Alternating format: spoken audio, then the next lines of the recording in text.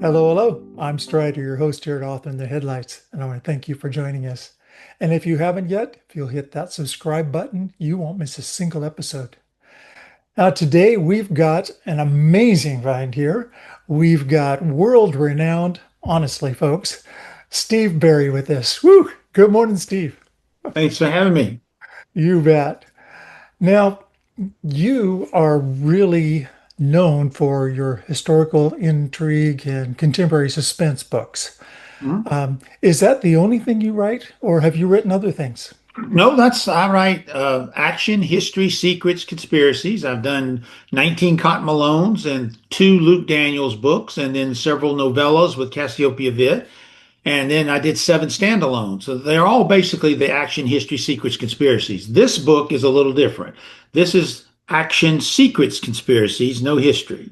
It's basically a pure suspense thriller that a story that I wrote a long time ago that was not ready for be published. And then during COVID, I rewrote it and made it into the book that you have now. All right. And that's the list. That's correct. All right.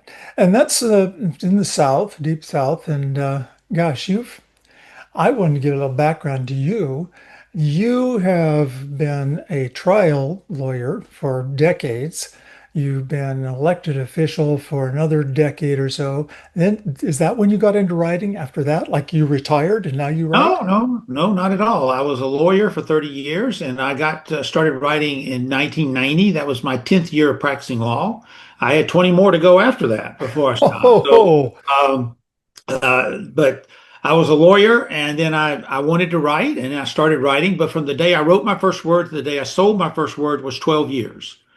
And I had 85 rejections over five different manuscripts during that time. I made it the 86th time, 12 years after I started. And now I'm on the 27th novel. Now I get to do it full time, and that's what I do as a writer. So my evolution, was a slow one to get to be a writer. Well, that's often the case. Yes, it And is. it really is. I mean, I happen to personally know Robert Dugoni and how it took like his seventh book before he actually hit that level where you start taking off from there. It's just one of those things. And Author in the Headlights is for readers and writers. Readers, of course, to find their next great read. And I can obviously attach them to this because the list is your next winner. I mean, there you go.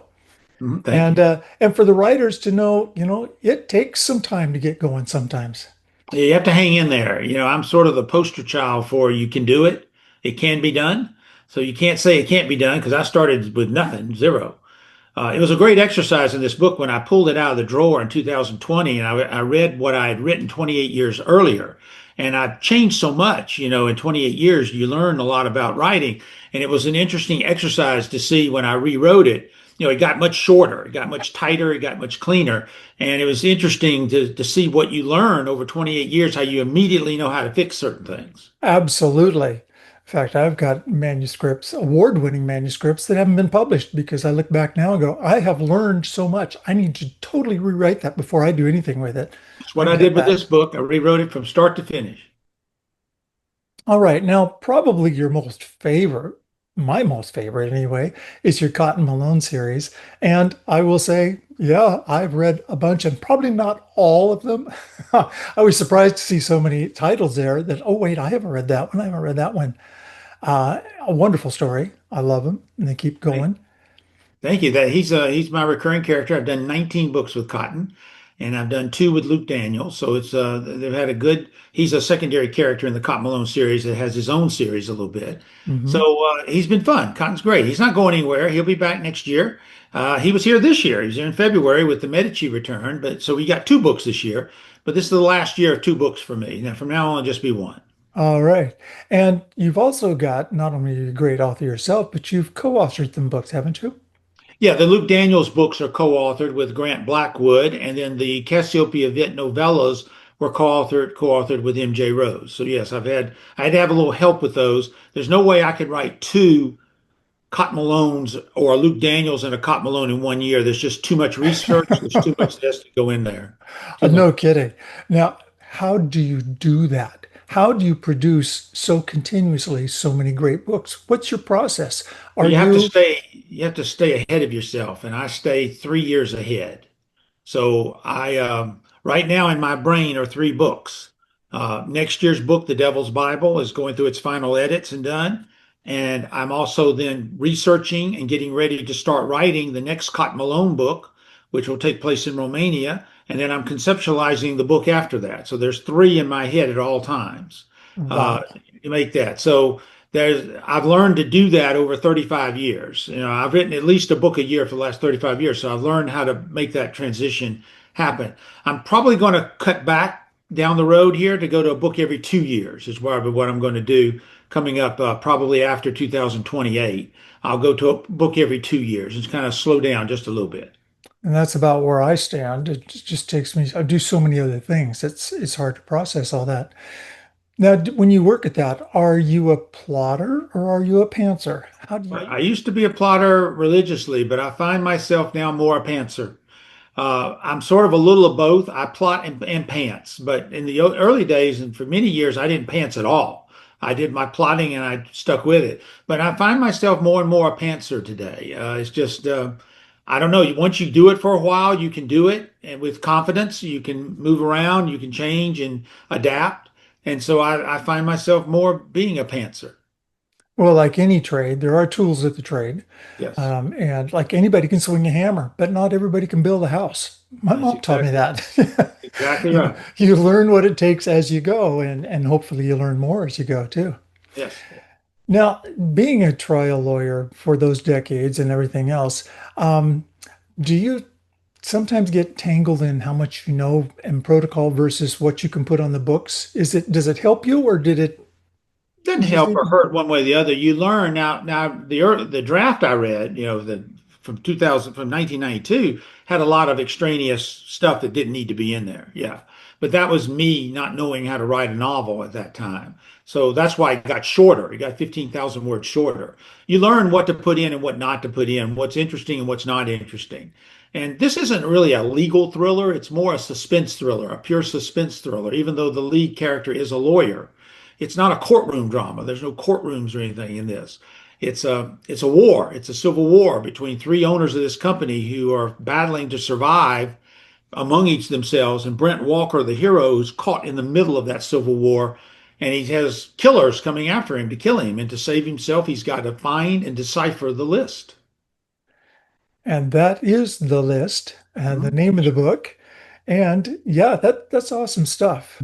And gosh, you've been published by got Penguin Random House, St. Martin's Press, Grand Central Publishing, who is actually sponsoring this media tour, Ballantine Books. Is there anybody that hasn't published you? Well, you said you Well, put out for 85 different query letters, so I did. obviously. I've been fortunate to be with three publishers. I actually have a fourth one. I have, Blue Box Press, which is my wife's company. She does the Cassiopeia Vitt novellas. So I have three. I've been fortunate to be with Random House and Macmillan and Grand Central. So I've been very lucky to be with three of the largest and best publishers in the world. I looked, of course, I did my homework, attempted to, and one place said you've had 107 books, which I couldn't count up, but that's probably things like short stories and novellas that you also have back there. That's probably someone embellishing a little bit. I don't think I have quite that many. I know I have 27 published novels and a few that never got published. So that's probably way high for me. That's way high for me. Short fiction's hard for me to write. Very, very difficult, and it's tough. Short stories are really hard. So I've only done a few. I've only done like three or four. I did one with Diana Gabaldon, one with James Rollins. So I've done a few of those, but not 107. No. Yeah, I'm good. Then my counting wasn't too far off, I think. And I do know that history matters to you. It comes out in your novels. Um, and in fact, you have put together something called History Matters, isn't it? We do. We have a foundation, my wife and I do. We go around and help communities raise money for historic preservation. We've raised about $4 million for about 85 projects or so around the country. We've helped buildings, documents, posters, cemeteries, you name it, we've raised money for it. And we enjoy doing it. It's fun. And if anybody out there has a project, they can go to my website, steveberry.org, click on History Matters, send me an email. We'll see if we can come help you. And And if you want to learn more about the list and all my other books, not 107 now, but just about 27, if you want to learn more about those, you can go to steveberry.org too. Everything's there. Okay, there you go. We've heard it. You heard it from the man. And that's like a view from the top. Thank you so much. I appreciate it.